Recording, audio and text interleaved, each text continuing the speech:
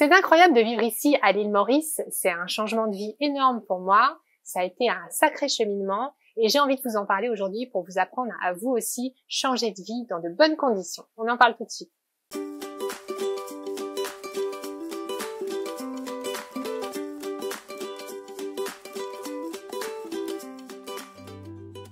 Alors évidemment, quand on me dit « Ah, c'est super Elodie, t'habites à l'île Maurice, c'est génial, etc. » Oui, bien sûr, c'est super, mais il faut savoir que ça m'a demandé de dépasser beaucoup de peurs, de dépasser beaucoup de freins, et que justement, quand on change, on a besoin de dépasser ces peurs, c'est pas toujours confortable.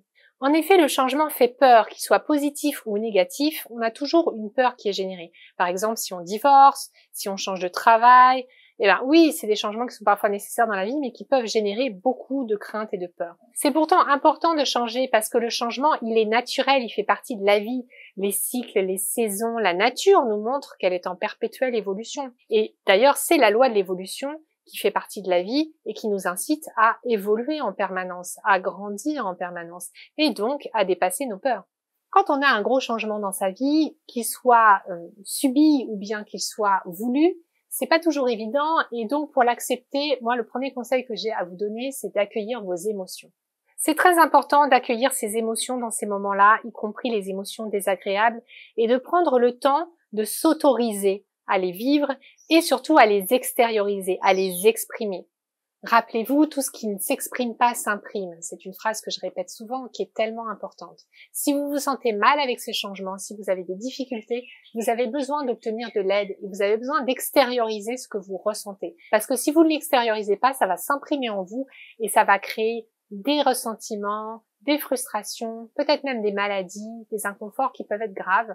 Donc, sachez exprimer vos émotions, sachez dire ce qui ne va pas et sachez demander de l'aide dans cette période pour vous aider à mieux accepter et vivre ce changement. Moi, personnellement, je suis passée par toutes les couleurs de l'arc-en-ciel quand je suis partie vivre à Maurice. J'ai eu peur, j'ai eu des moments difficiles quand il a fallu quitter la maison, quand il a fallu faire cet énorme tri, parce qu'on ne partait qu'avec des valises, quand il a fallu quitter la France en période de Covid, alors que les frontières de Maurice étaient fermées, qu'il fallait faire des quarantaines, qu'il y avait plein d'exigences sanitaires.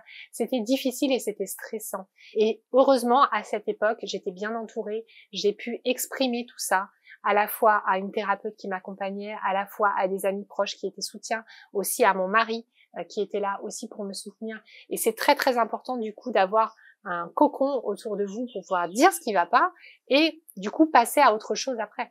Si le changement qui arrive est quelque chose de douloureux et de négatif pour vous, c'est très important de mettre votre focus au bon endroit. C'est un peu comme une image de porte qui se ferme et une autre qui s'ouvre. On a une tendance naturelle à se focaliser sur la porte fermée, à recenser tout ce qui est sur le point de disparaître dans notre vie, sur tout ce qu'on est en train de perdre. Et du coup, ça génère de la culpabilité, ça génère de l'inconfort. Alors que si on focus sur la porte qui s'ouvre, eh bien c'est comme ça qu'on va voir le positif, qu'on va voir les opportunités, qu'on va voir tout ce que le changement peut aussi nous apporter comme bénéfice. Pour ma part, au cours de mon expatriation à l'île Maurice, je me suis beaucoup focalisée sur ce que j'allais y gagner. Ça a vraiment été mon moteur parce qu'il y a eu beaucoup de freins, beaucoup d'imprévus et finalement ce qui m'a permis de garder le cap et de mener à bien cette expatriation, c'est vraiment le fait de l'avoir décidé et de me connecter à tout le bonheur que ça serait d'être là et je ne regrette rien. Le dernier conseil que j'ai pour vous pour accepter le changement, c'est de voir le changement comme une source d'apprentissage. Le changement permet de sortir de sa zone de confort.